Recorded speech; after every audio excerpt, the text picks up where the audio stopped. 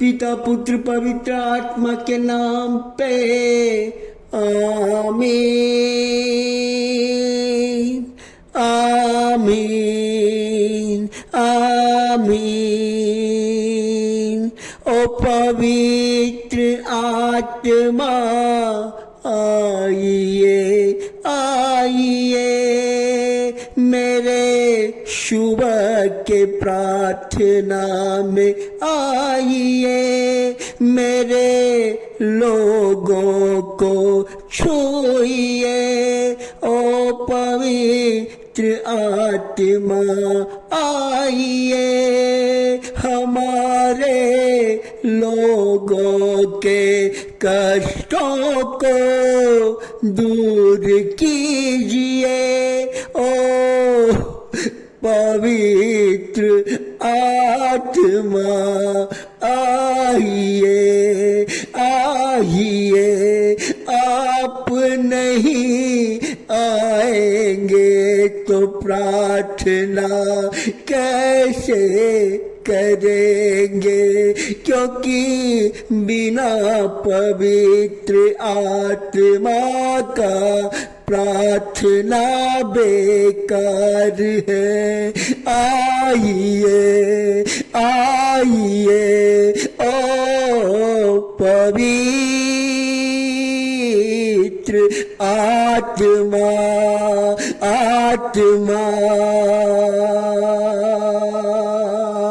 आइए, हमारे लोगों को अपने हाथों से आशीषित कीजिए।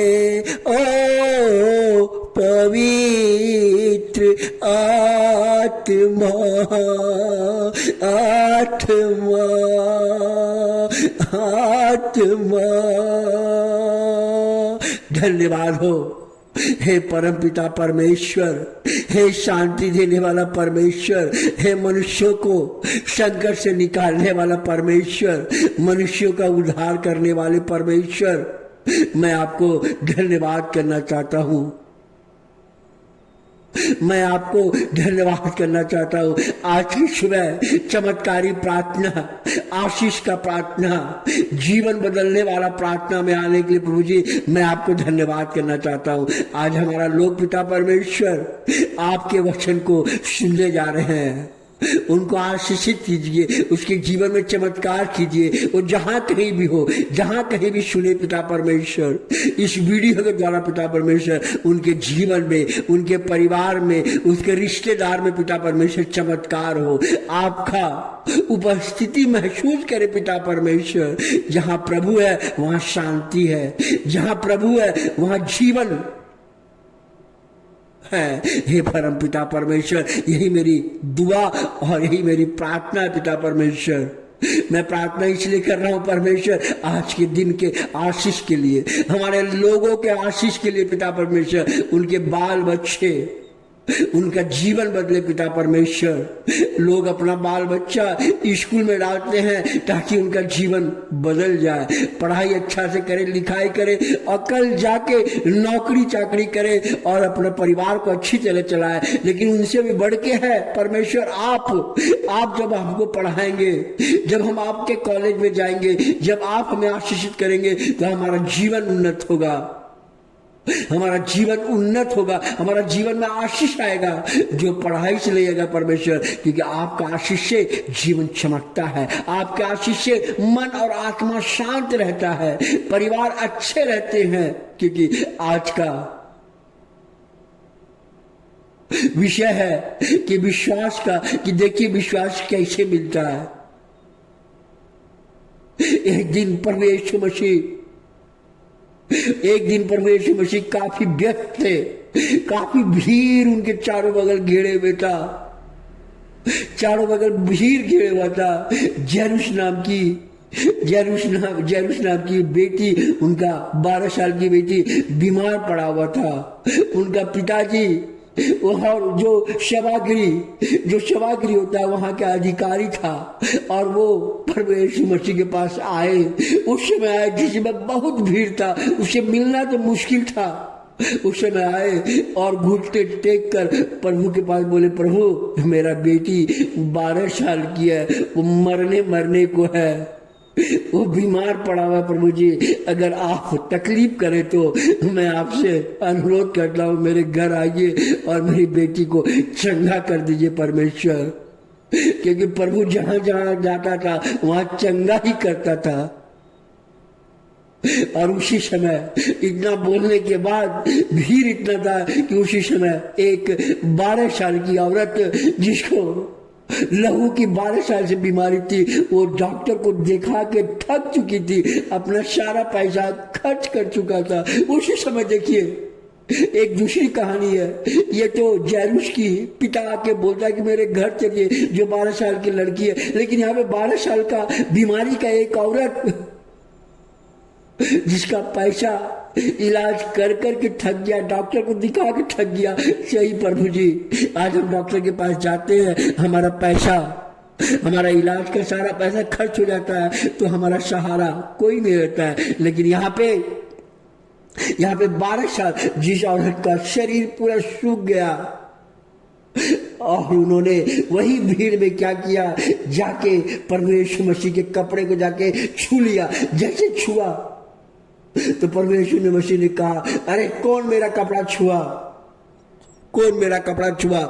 तो उसका शिष्य जो प्रीचर है वो कहते हैं कि प्रभु जी इतना भीड़ है, आप नहीं देखते कि कौन छुएगा। प्रभु जी आप ही सोचिए, नहीं कोई मेरा छुआ है, मेरे पल्लों को छुआ है, मेरा कपड़ा को छुआ है।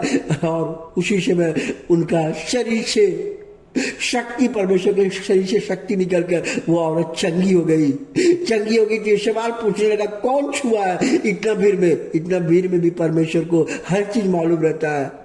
तो उसका शिष्य ऐसा बोलने लगा, लेकिन बोला तब वो लड़की वो औरत कांपती रह गई और डर गई कि अब तो हमको बोलना पड़ेगा। सबके सामने बोलने लगी। देखिए उन्होंने गवाही दिया, सबके सामने बोले, प्रभु जी मैं आपके पल्लों को छुआ परमेश्वर, क्योंकि मैं जानता हूं आपके पल्लों में जीवन है, आपके वाणी में जीवन है, आपके पल्लों छूने से मेरा जीवन बदल सकता है। मेरे छुआ परमेश्वर, क्योंकि जहां यीशु है वहां चमत्कार है, जहां यीशु है वहां जीवन है। आज आपका सवाल क्या है, आप चंगा होना चाहते हैं? आपका सवाल क्या है, आप जीवन में आपका बदलाव होना चाहते हैं? अगर आपको बदलाव होना चाहते हैं, प्रभु यीशु मसीह में आपको विश्वास करना पड़ेगा, प्रभु यीशु को जानना पड़ेगा, प्रभु यीशु के चमत्कार को समझना पड़ेगा और देखना पड़ेगा और सुनना पड़ेगा, जिससे जीवन बदलता है। और उसका उसी समय वो औरत जो 12 साल से जो पैसा खर्च कर दिया, डॉक्टर को दिखा के खर्च हो गया, आज ऐसा ही होता है, लेकिन उनका चंगाई मिल गया। इतना हुआ, बेचारी इस औरत को चंगा हुआ, उतनी देर में एक वही जैरूस की अधिकारी की बेटी का कोई इंसान आके, कोई आदमी दौड़ते हुए आ रहा है, बोला बेटी, वो अधिकारी को बोला, देखिए आपकी बेटी मर चुका है, प्रभु को कष्ट देने से कोई फायदा नहीं है। अब प्रभु जाके क्या करेंगे, वहां लोग रोते रह गए, कान रहे हैं कि अब तो ऐसा हो गया है, अब प्रभु को कष्ट देने से क्या फायदा है। इतना बात परमेश्वर ने सुना, जैरूस को, अधिकारी को बोला, विश्वास कीजिए, सिर्फ विश्वास कीजिए और हिम्मत मत हारिए, धैर्य रखिए, मैं चलूंगा। और प्रभु यीशु मसीह वहां से जैरूस के अधिकारी के 12 साल की बेटी के घर, बीमार जो पड़ा हुआ था उसके घर गया। और जाने के बाद उसके साथ तो संत योहन था, उसके साथ पीटर था और यूहन्ना था, जो तीनों यीशु मसीह के करीबी शिष्य थे, जो हमेशा उनके साथ रहते थे। वो तीनों गए और पूरा घर को बोला कि आप लोग घर से बाहर चले जाइए, मत रोइए, मत कानिए। वो तीनों अंदर गए और जाके परमेश्वर ने प्रार्थना किया, हे परमपिता परमेश्वर, आज इस बेटी का जीवन को वापस कर। और उन्होंने कहा, उठो बेटी, उठो। और तुरंत वो उठ गए। और उठने के बाद पूरा परिवार, उसके बाद बोला, उठने के बाद पूरा परिवार, उसका माँ बाप देखने लगा, आश्चर्यचकित हो गया। तब परमेश्वर मसीह बोला, इनको कुछ खाने के लिए दे दो। और उन्होंने खाने के लिए दिया और बोला, सारा परिवार देख के अचंभित हो गया। Hallelujah, hallelujah, hallelujah. पिता परमेश्वर, यह वचन करने के लिए, चमत्कार करने के लिए मैं आपको धन्यवाद देना चाहता हूँ। हालेलुया, आमीन, आमीन।